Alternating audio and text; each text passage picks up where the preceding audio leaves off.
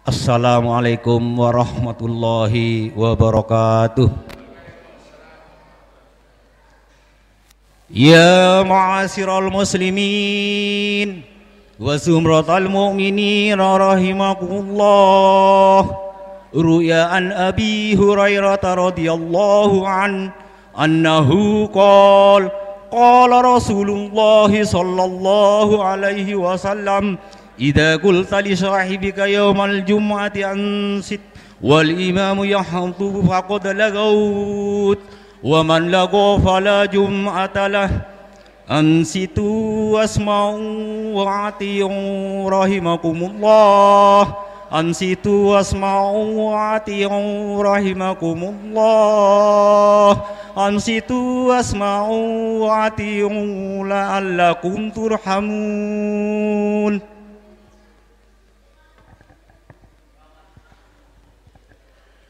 Inna Allah wa malaikatahu yusalluna ala nabi ya ayyuhalladzina amanu sallu alaihi wa sallimu taslima.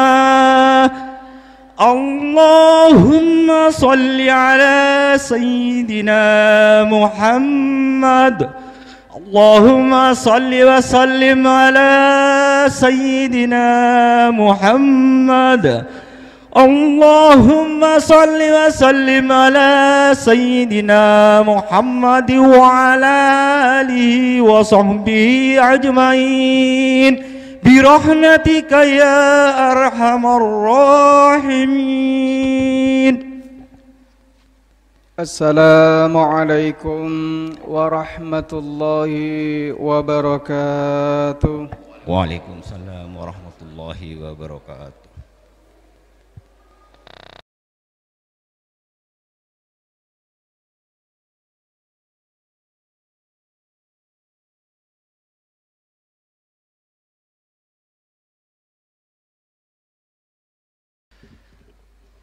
Alhamdulillah Alhamdulillahilladzi qahhar Al-azimul jabbar Al-wasi'ul ghaffar. Ashhadu an la ilaha illallah wahdahu la syarika lah wa ashhadu anna Muhammadan abduhu wa rasuluh. Allahumma salli wa sallim wa karrim wa barik ala sayyidina Muhammadin wa ala alihi wa ashabihi wa man tabi'ahu ila yaumiddin. Amma ba'd fa ya ayyuhal hadirun usikum wa nafsi wa iyaya bitaqwallah faqad fazal muttaqun. Faqad qala Allah ta'ala fi kitabihil azim. A'udzu billahi minasy syaithanir rajim.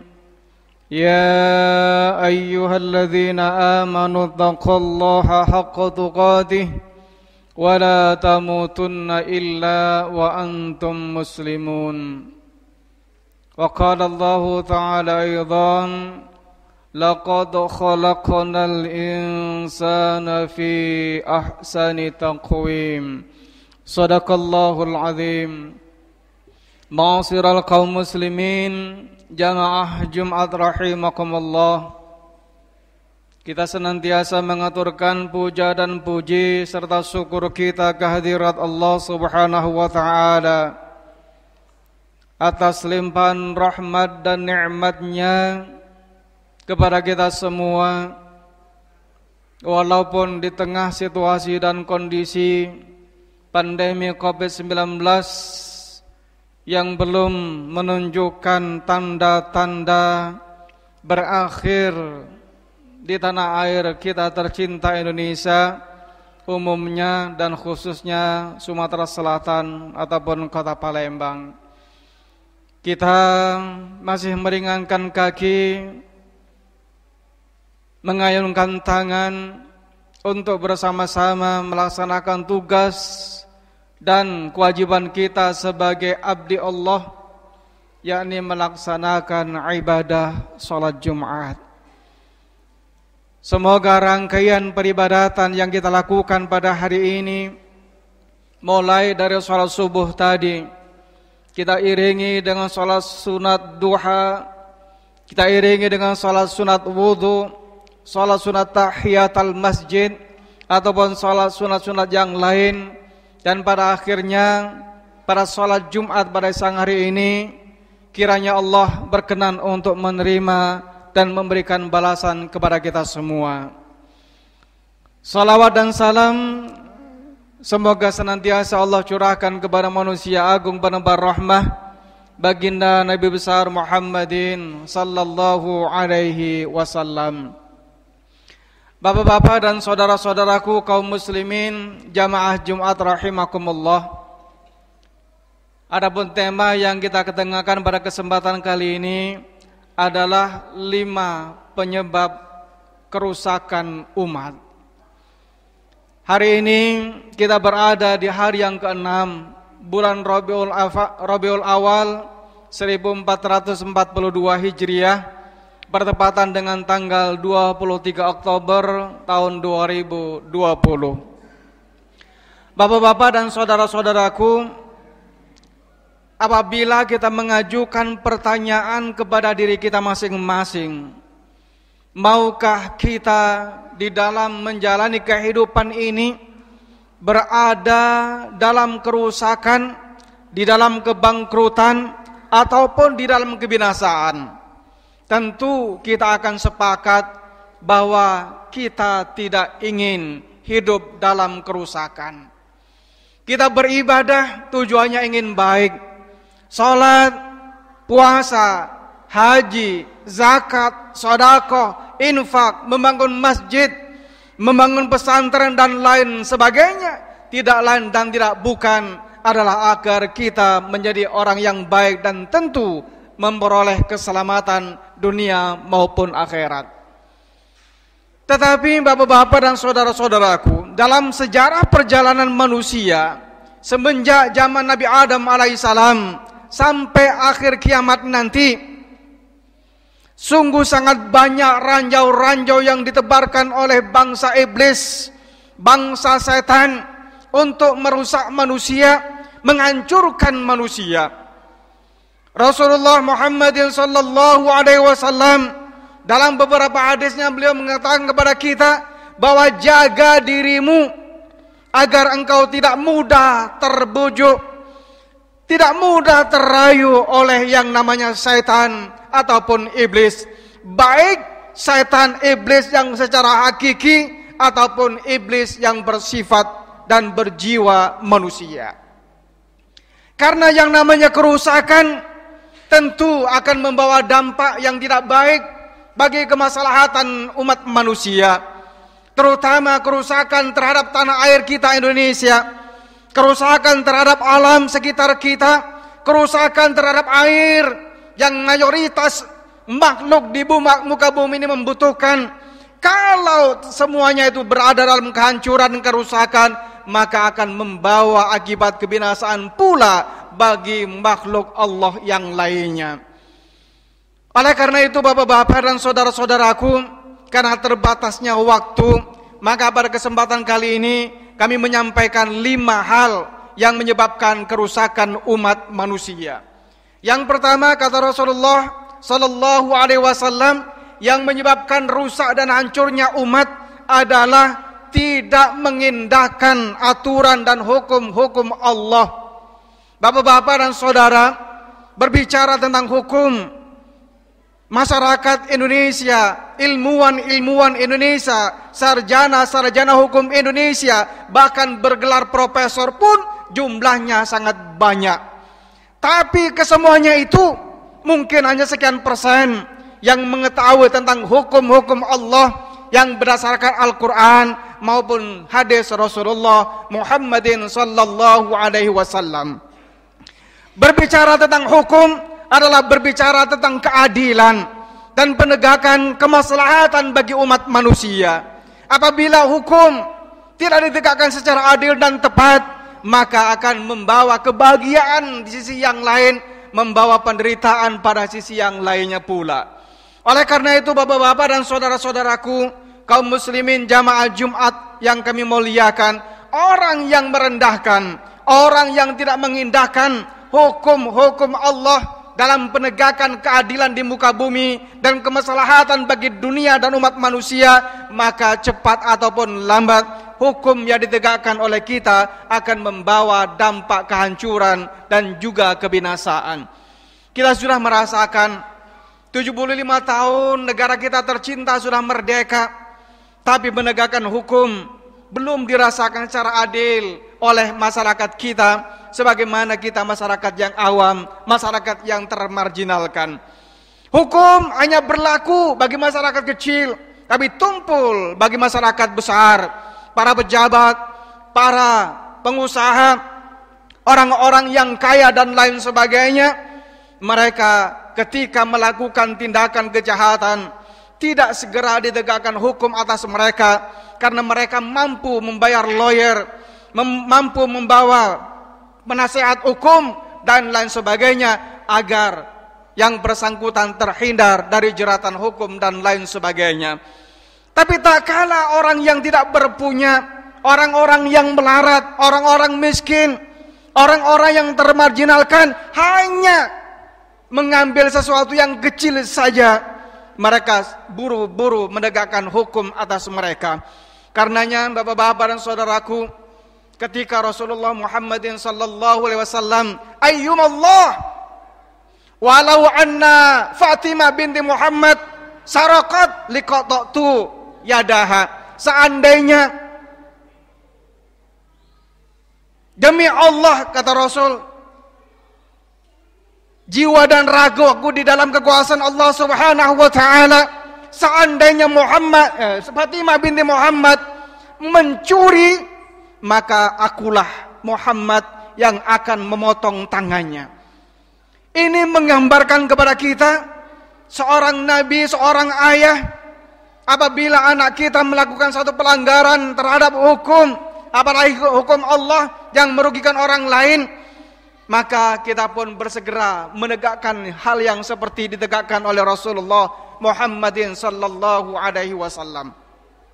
Namun bapak-bapak dan saudaraku, bahwa perjalanan kehidupan kita tidak menunjukkan hal-hal yang sebagaimana telah dicontohkan oleh Rasulullah Muhammadin sallallahu alaihi wasallam. Ini yang pertama, yang menyebabkan kehancuran, tidak mengindahkan hukum-hukum Allah Subhanahu wa ta'ala dalam pelaksanaan kehidupan terhadap pelanggaran, baik yang bersifat privasi, baik yang bersifat pidana maupun yang bersifat perdata. Apabila tidak ditegakkan berdasarkan Al-Quran maupun hadis, maka penegakan hukum itu tidak akan pernah kita rasakan keadilan dan kemaslahatan bagi kita bersama. Kemudian yang kedua, hadirin wal hadirat jamaah Jumat yang berbahagia, yang menyebabkan kehancuran suatu umat adalah kikir terhadap harta dan tidak mengindahkan hak Allah dan hamba-hambanya. Kikir adalah rakus terhadap sesuatu dan mencarinya pun secara sembunyi-sembunyi. Bakhil adalah keengganan seseorang untuk mendermakan hartanya di jalan Allah Subhanahu wa taala. Padahal Allah sudah mengatakan dalam beberapa ayat, Allah menggandengkan kata-kata amanu wa amilus shalihat dan juga aqimis shalah wa atuz zakah wa ghairiha, menegakkan salat dan juga menegakkan zakat atau sedekah-sedekah yang lainnya. Ini tentu akan membawa maslahat bagi kemanusiaan dalam kehidupan perjalanannya. Bapak-bapak dan saudaraku, bahwa kita hidup memang memerlukan harta, kita hidup memang perlu modal, kita hidup memang perlu biaya, tetapi kita harus sadar bahwa apa yang kita peroleh, apa yang kita dapatkan dari hasil usaha kita tersebut, kita dilarang oleh Allah untuk bersifat kikir, bakhil dan lain sebagainya. Sudah banyak dalam sejarah perjalanan kehidupan manusia, sebagaimana halnya Qarun di zaman Nabi Musa alaihi salam. Qarun adalah orang yang paling kaya, bahkan kunci pintunya saja itu dipikul dengan 7 kuda baru terangkat kuncinya saja, saking banyaknya harta tersebut. Tetapi karena dia tidak menegakkan hak Allah, tidak juga memberikan hak-haknya kepada kaum fakir dan miskin, maka Allah gulingkan, Allah putar bumi dibalik oleh Allah Subhanahu wa taala sehingga harta korban terpendam di dalam tanah. Dan bahkan sampai sekarang legenda itu disebut, apabila kita menemukan sesuatu dari dalam tanah, maka kita sebut ini adalah harta karun dan lain sebagainya. Oleh karena itu bapak-bapak dan saudara-saudaraku, bahwa kekikiran yang kita bangun, kekikiran dan kebakilan yang selalu kita pegang dalam kehidupan, maka ini akan menyebabkan kita hancur dalam kehidupan ini sebagaimana hancurnya para umat-umat terdahulu. Kemudian yang ketiga, menyelisihi ajaran para nabi dan rasul.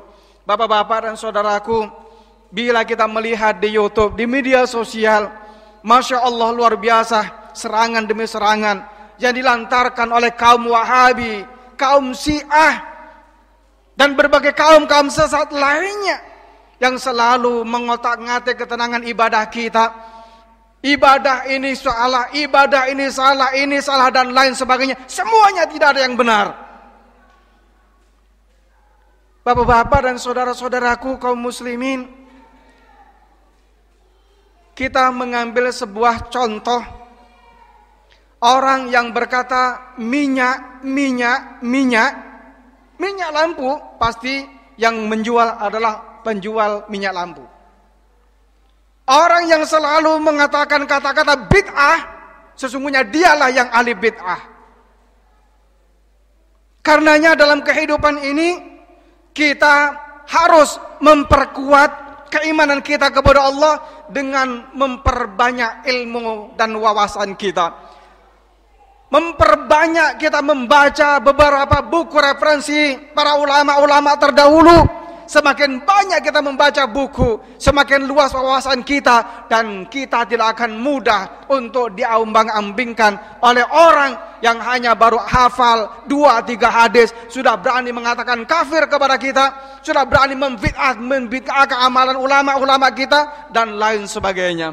Bapak-bapak dan saudara-saudaraku, apabila kita menyelisihi ajaran para nabi dan rasul, yakni Rasulullah, para nabi menegakkan sholat, membayar zakat, dan bertakwa kepada Allah Subhanahu wa taala, apabila kita mengingkari itu, maka kita akan hancur dalam kehidupan. Karena apa? Menyelisihi ajaran yang dibawa oleh nabi, menyelisihi ajaran yang dibawa oleh para rasul, tidak lain dan tidak bukan adalah mentauhidkan Allah dengan kalimat la ilaha illallah.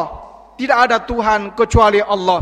Nabi Adam alaihissalam, la ilaha illallah, Adam Rasulullah. Nabi Nuh alaihissalam, la ilaha illallah, Nuh alaihissalam. Muhammad sallallahu alaihi wasallam, la ilaha illallah, Muhammad Rasulullah, dan seterusnya. Oleh karena itu bapak-bapak dan saudara-saudara, bahwa kita adalah manusia-manusia yang hidup di akhir zaman. Banyak sekali keterbatasan kita apabila kita ingin mengkaji karya-karya para ulama-ulama terdahulu yang tertuang yang kita sebut dengan kitab kuning, kitab gundul, dan perlu ada pemahaman tentang ilmu nahwu dan sharaf, ilmu mantik, ilmu bayan, ilmu balaghah, dan berbagai macam ilmu-ilmu yang dibutuhkan untuk itu.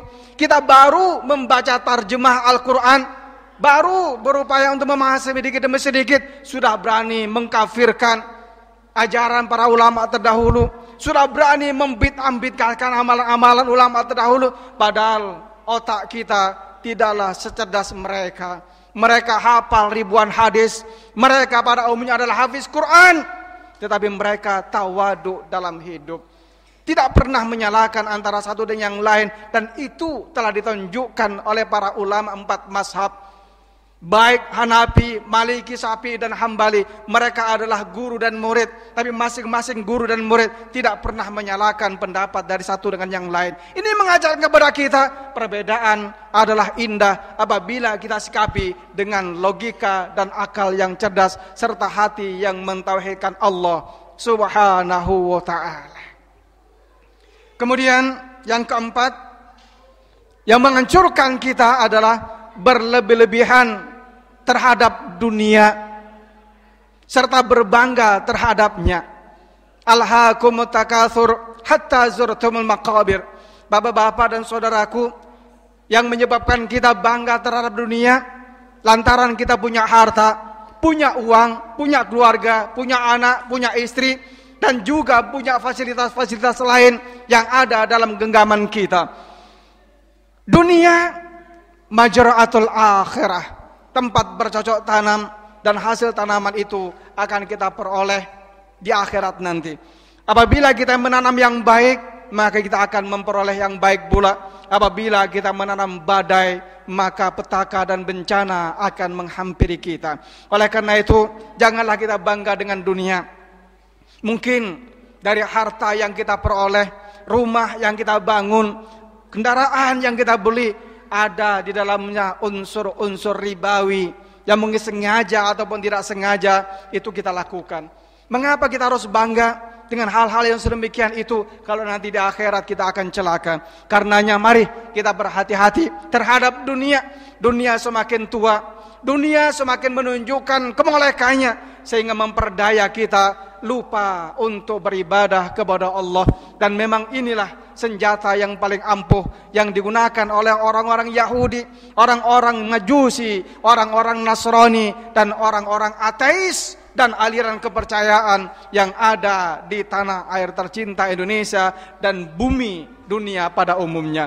Mereka tidak menghendaki ketenangan dan kedamaian dalam muka bumi. Mereka mengalih kehancuran. Mereka selalu menciptakan situasi dan kondisi yang tidak kondusif, menciptakan berbagai isu yang membuat negara, membuat hati manusia berada di dalam kegalauan dan kekacauan. Ini adalah dunia. Makanya orang yang berlebih-lebihan terhadap dunia dan bangga terhadapnya, maka dia akan hancur dimakan oleh dunia dan peradaban manusia. Dan yang terakhir, berlomba-lomba dalam hal pemahaman agama. Bapak-bapak dan saudara-saudara, mendalami agama adalah penting. Berlomba fastabiqul khairat adalah penting. Yang dilarang berlomba-lomba dalam agama, tetapi justru untuk menghantam dan menghancurkan orang lain. Inilah yang sering terjadi. Para nabi dan rasul sudah mengajarkan kepada kita bagaimana kita menjadi manusia yang beradab, menjadi manusia yang berakhlak, yang bermoral, yang memiliki tauhid yang tinggi kepada Allah Subhanahu wa taala, serta menghargai hak-hak privasi manusia. Karena itu bapak-bapak dan saudara-saudaraku, bahwa agama memang harus kita dalami secara dalam. Kita berlomba-lomba untuk mendalami agama itu, tetapi bukan untuk menjatuhkan orang lain, bukan untuk menjelekkan ibadah orang lain, tapi berlomba dalam agama demi untuk mencapai kemaslahatan, kebahagiaan dunia dan akhirat kita. Oleh karena itu bapak-bapak dan saudaraku, apabila kelima hal ini mampu kita hindari dalam kehidupan ini, insyaallah kita akan diselamatkan oleh Allah Subhanahu wa taala. Mudah-mudahan kita nanti wafat dalam keadaan husnul khatimah, tidak sebagaimana yang disebutkan oleh orang-orang yang ateis, orang-orang yang tidak percaya kepada Allah, orang-orang Yahudi dan Nasrani yang selalu menjadikan dunia adalah surganya. Demikian khotbah yang dapat kami sampaikan. Terima kasih atas segala perhatian. Mohon maaf apabila ada kekurangan kepada Allah Subhanahu wa taala, kita bermohon maghfirahnya. A'udzubillahi minasyaitonir rajim. Bismillahirrahmanirrahim. Wal asri innal insana lafi khusrin illa alladzina amanu wa 'amilus solihat wa tawasaw bil haqq wa tawasaw bis sabr. Aqulu qali hadza wa astaghfirullahal azim li wa lakum wa li sairil muslimin wal muslimat wal mu'minin wal mu'minat fastaghfiruh innahu huwal ghafurur rahim.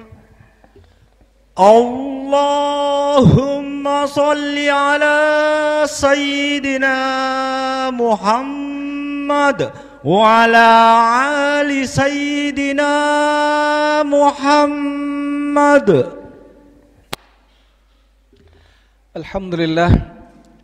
Alhamdulillahil wahidil ahad al-faradis samad lam yalid wa lam yulad wa lam yakul lahu kufuwan ahad. Ashhadu an la ilaha illallah wa ashhadu anna Muhammadar Rasulullah. Allahumma salli wa sallim wa barik ala sayyidina Muhammad wa ala alihi wa ashabihi. Amma ba'du fa ya ayuhan nas ittaqullaha haqqa tuqatih wa la tamutunna illa wa antum muslimun. Faqad qala Allah ta'ala fi kitabihil karim. A'udzu billahi minasy syaithanir rajim. Ya ayyuhalladzina amanu la tulhikum amwalukum wala auladukum an dzikrillah. وَمَنْ يَفْعَلْ ذَلِكَ فَأُولَئِكَ هُمُ الْخَاسِرُونَ. وقال الله تعالى أيضا إن الله وملائكته يصلون على النبي يا أيها الذين آمنوا صلوا عليه وسلموا تسليما. اللهم صل على محمد وعلى آل محمد برحمتك يا أرحم الراحمين. اللهم اغفر للمسلمين والمسلمات والمؤمنين والمؤمنات الأحياء منهم والأموات إنك سميع قريب مجيب الدعوات وقاضي الحاجات يا رب العالمين. اللهم ادفع عنا الغلاء والبلاء والوباء والفحشاء والمنكر فالسيوف المختلفة والشدائد والمحن ما ظهر منها وما بطن من بلدنا خاصة ومن بلدان المسلمين عامة إنك على كل شيء قدير. اللهم اغفر لنا ذنوبنا ولوالدينا وارحمهم كما ربونا صغارا. ربنا ظلمنا أنفسنا وإن لم تغفر لنا وترحمنا لنكونن من الخاسرين. ربنا آتنا في الدنيا حسنة وفي الآخرة حسنة وقنا عذاب النار. عباد الله إن الله يأمر بالعدل والإحسان وإيتاء ذي القربى وينهى عن الفحشاء والمنكر والبغي يعظكم لعلكم تذكرون. فاذكروا الله الذي يذكركم فاسألوه من فضله يؤتكم ولذكر الله أكبر والله يعلم ما تصنعون. أقيموا الصلاة.